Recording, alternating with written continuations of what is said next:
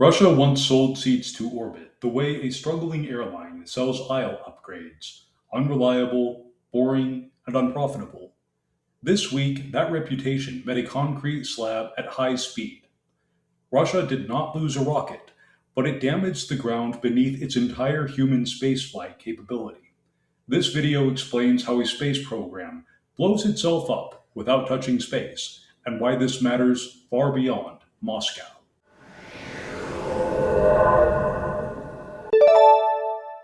Hello, my name is Gene Botkin. I'm a cybersecurity analyst working in the space domain, and I'm building a club for people who want to participate in the new space economy. Our topic today is how Russia effectively blew up its own space program. Let's begin. Russia launched a Soyuz rocket to the International Space Station. The launch succeeded, but the blast damaged their only active human-rated launch pad at Baikonur so badly that Russia cannot presently send crews into space until it is repaired.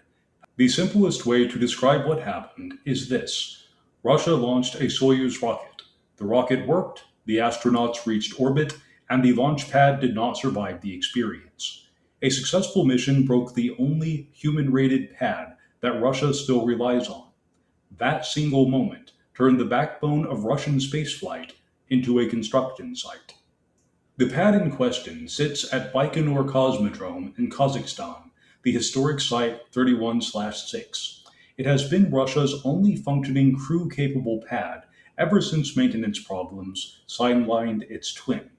During the most recent launch, the exhaust plume blasted out chunks of concrete, damaged structural elements, and compromised systems that handle fueling, ignition support, and flame deflection.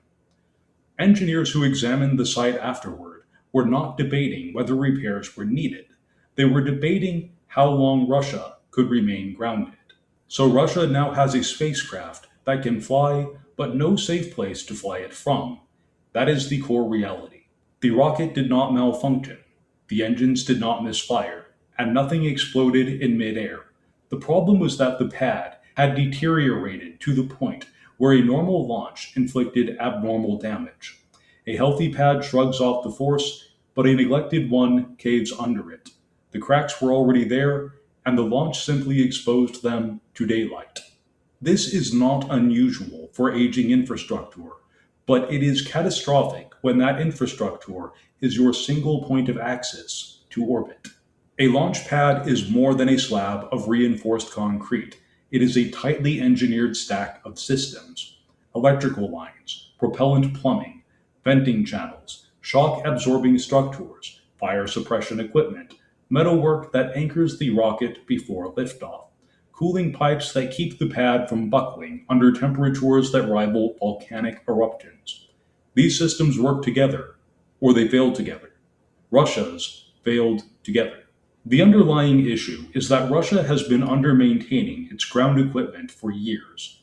The engineers know it, the technicians know it, the managers know it, although they pretend otherwise. The budgets were cut, sanctions restricted access to imported components, and the workforce shrank.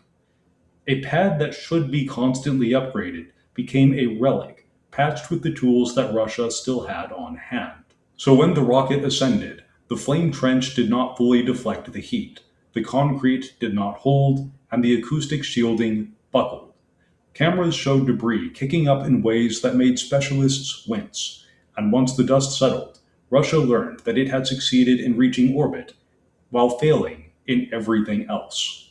The crew on board the rocket, 2 Russians and 1 American, arrived at the ISS safely. That part of the story works exactly as intended. But the very act of launching them damaged the facility needed to launch their replacements. The next crew rotation is now a question mark. This is the moment that Russia's space program slid from aging to senile. Without this pad, Russia cannot launch crews. It cannot launch Progress cargo vehicles. It cannot meet its obligations to the ISS without relying far more heavily on foreign partners. And it cannot maintain the rhythm needed to keep its human spaceflight core sharp. You fall behind very quietly in this field. 1 missed rotation becomes 2, and a few delayed missions becomes a lost year. Russia lacks a functional backup pad. The one at Site 1/5, Gagarin Start, has been out of service for years due to its own structural problems.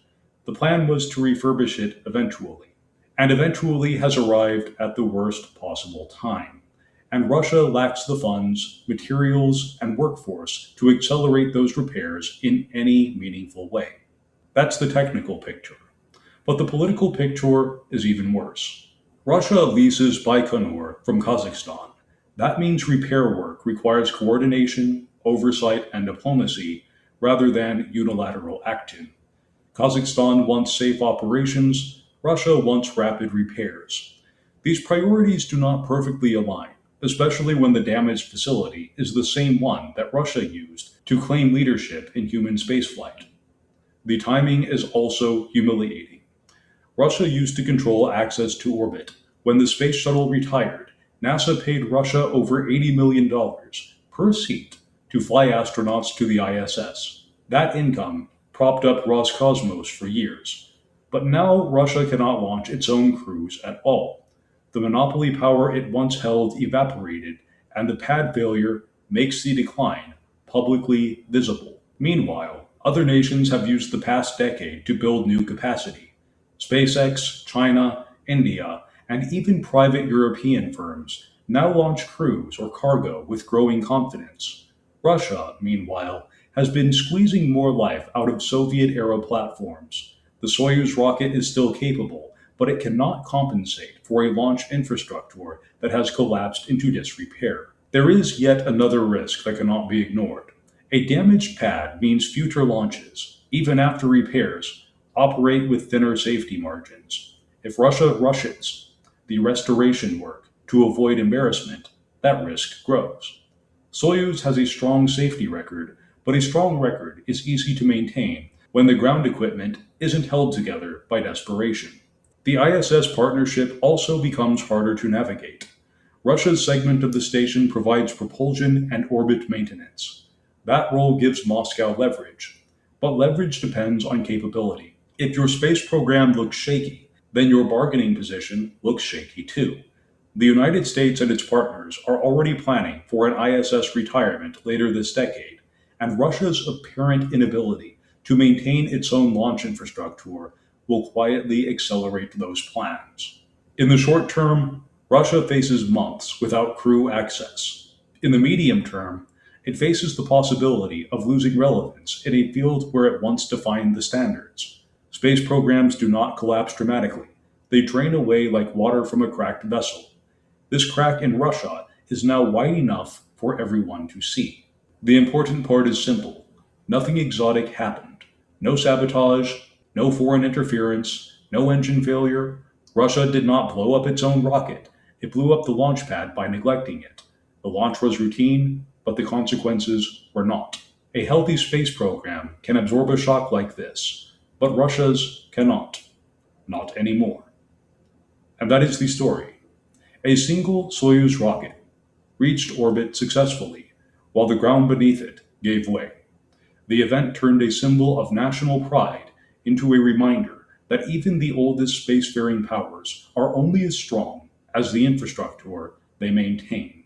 Russia now has the same spacecraft that it had last month. What it no longer has is the platform required to use it. If you found this information useful, then like the video, leave a comment with your thoughts below, and subscribe to the channel. This has been Gene Botkin with Elenarda. End transmission.